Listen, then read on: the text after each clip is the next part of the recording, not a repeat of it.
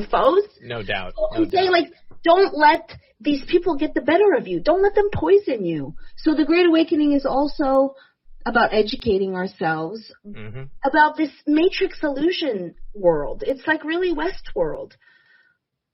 You know, what I'm considering is going to happen here is, as I said, everybody getting angry. You know, if Joe Biden puts in place additional restrictions on people, I mean, he already put in the federal property mask mandate, and then he showed up on federal property without a mask, you know, sending a real mixed signal there. But you know, if everybody just gets angry enough to say, you know what, I'm not going to comply anymore, we're going to open up all of our businesses. You know, they can't fine everybody. They can't go after every single business owner because, you know, I mean, everybody could just say, you know, whatever, this is an illegitimate system. This is an illegitimate government. We're going to go ahead and do what we want. But, you know, again, then you're going to have the Karens out there who are going to say, you know, you're not complying, and I'm going to call the thought police on you or refuse you service. You know, and I'm at the point where, you know, I'm willing to look for businesses who are willing to not comply. Let's go ahead. Let's do it, guys. Yes. Start. This is what. And many have been saying this. We have to start creating micro communities and relying and creating heaven on earth. It's up to us. Like, you know, I don't want to placate them. You know, I just share a little. I went to get a smoothie today, and I literally, the mask dropped on the floor, and I went in and I'm like, gave the card. I'm like, I don't have my mask. And she said, do this. I know, how ridiculous is that? I started doing this, and I'm like, you know what? I don't want to play this game. This is bullshit. Yeah. What, this is going to save me from the Rona? And I got super triggered. But I was like, this is really? Come on. Really? This is going to, okay, I'm safe now. So, yes, we have to get angry, but I feel like we need to do it together. I feel this was an opportunity. I don't stand for violence. But we have to, like, have you heard of people going to the supermarket together unmasked? Yeah, I have. I've seen videos of that. You know, I mean, we're far more powerful in groups, and we don't have to be violent. All we have to do is be non-compliant, and it works. It absolutely works. Yeah, I'm all for that. I am a little bit, you know, now even marching or protesting is going to be seen. I hope that we can make a difference. I hope we can continue. I would love for there be truth behind the fact that this company is defunct. There's a foreclosure, and that the Mar-a-Lago is another White House. Yes. And he's left them there. Do they know? I mean, is this more breadcrumbs to get us riled up again? I need action now. I feel a lot of us feel this way. I think that we've got far more people that feel this way in the United States than we don't. And I just want to say I saw many people in the chat saying that, yes, and Ravelin, I'm not just saying Karen as a woman. A Karen can be a man as well. Men, women, and the children of Karens. They're all over the place. Karen-esque. Yeah. There you go. But people in the chat were saying that President Trump he's planning on speaking tomorrow, his first public statements since leaving office. I would imagine that we're probably going to get some good information there. I don't know if that's going to be live. I don't know. Marins. Yes, Marins. Carls. I'll call them Carls. Karens and Kens. Karens and Woe Karens. All kinds of different names for them. Whatever you like to call them. They are real. They're out there. But yeah, I'd be looking forward to seeing what President Trump has to say. There's just, frankly, unlimited possibilities here. And I feel like there are far too many strange circumstances surrounding this. I saw this great post. Some, normie basically was like, I don't know what's going on. But, I mean, like, just looking at all of the different things, Joe Biden's oath of office not actually being the oath of office, Kamala Harris, all of those National Guardsmen who, apparently didn't see an inauguration taking place, or the weather was different, Right, the weather was different. I spoke to someone in Washington, and they're like, it was cloudy that day, and in the images it's sunny. Charlie Ward says that he saw it at what would make it 1 a.m. in DC. Mm-hmm. How would we know? It's Fort Knox. Yeah. Sorry, I didn't mean to interrupt you. No. And the fact that there's no federal workers in D.C. They haven't been told when they're coming back. Let's see. Hold on. Methods just sent me a message. So executive orders are published in the Federal Register and are legally binding. They give presidents the power to create unilateral directives, though they can be overturned if a court rules they are unconstitutional. Executive orders remain in place until rescinded or modified by a president, reversed by a court, or nullified by legislation. Executive actions, by contrast, bear little weight. They're not published in the Federal Register, and they aren't subject to legal review. But these so-called threats to orders often draw reactions as sharp as the responses to orders themselves. So essentially, Joe Biden made a bunch of proclamations on his first day in power, and they have zero legal binding weight. Well, do we know they are really executive actions? Well, I don't know for certain. I mean, that's why I was saying we won't really know anything until, that 30 days has elapsed. And if they're published in the Federal Register, then they're executive orders. If they're not, and people just keep talking about them, then I guess they're executive actions. Isn't it kind of silly to have someone rescind all the, like, you take 5 steps front and then you take 6, but now the pipeline is done. How does Justin Castro feel about that? We're going to let all these, all this undoing. We have a half-assed wall now. Really? That must look like an eyesore. I don't know. So is that for unity? Is it unity to say that all of these people who were rioters when we've had all this destruction all summer? I think unity. I don't know. I don't get it. Yeah. How much more can this charade go on? But people watch TV. People watch crappy sitcoms. This has been a little bit of a reality show, a farce so far. Yeah. Joey's a joke. Joey is a joke. Yeah, I mean he's an illegitimate figurehead, and I can't believe that the military and the people who are the true leaders of this country, that hold all the actual military power, are going to look at this situation and just be like, okay, cool. We're just going to move into this, darkest possible timeline where everything is going to be awful, and America's going to suffer as a result. And what you said earlier is totally correct. The elected officials here in America are not adhering to the Constitution.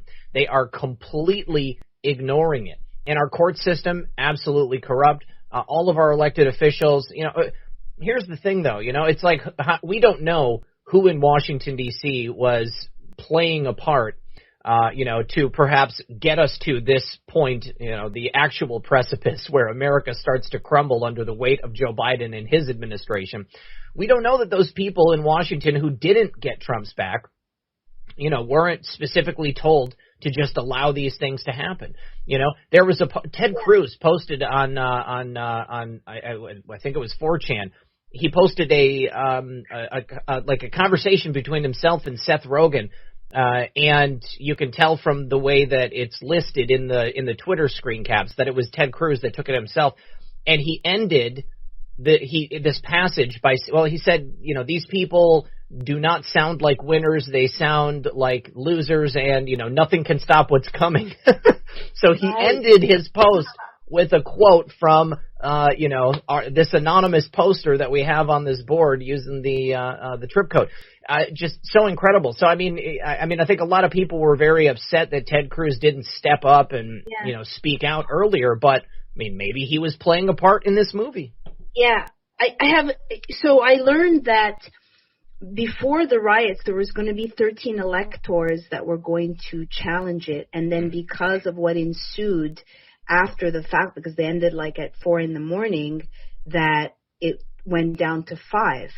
I left the speech early, and I was listening to President Trump on my ears because I wanted to go warm up. I'd been up since 5:30, and then I wanted to go to the the Freedom Plaza, And I already saw people that were heading to the Capitol, and his speech had not, and this was noted that people were already moving there.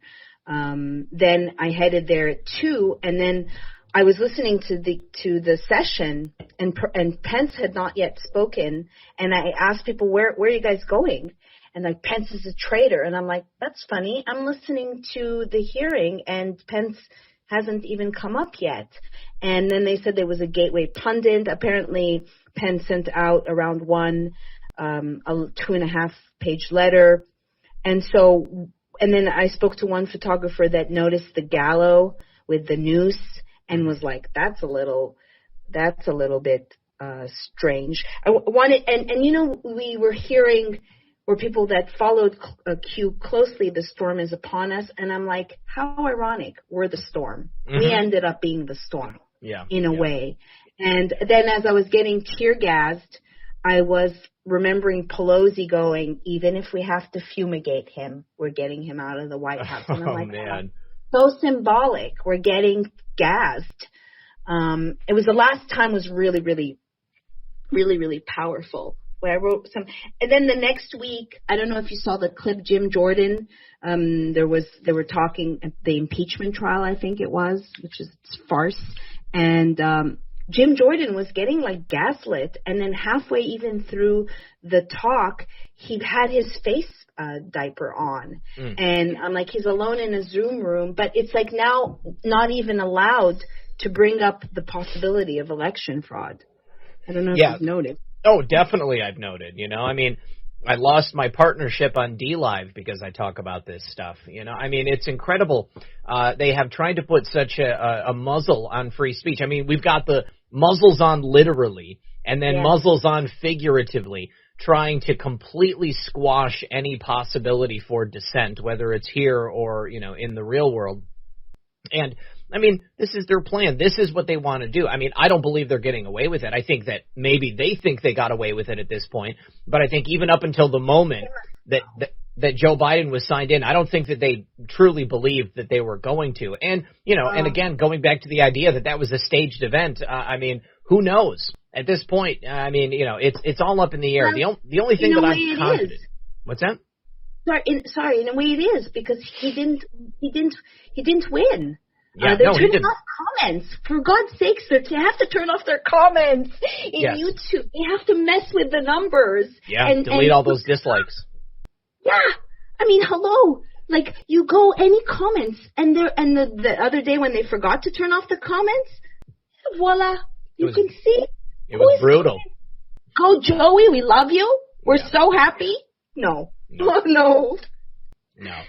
it's so obvious. I mean, that's the only way that they can have any type of control is to just, you know, cut off anybody's ability to even say something about it. You know, I mean, like, it's pretty clear the direction that they want to go. I mean, obviously Jen Psaki with her, you know, commie hat on.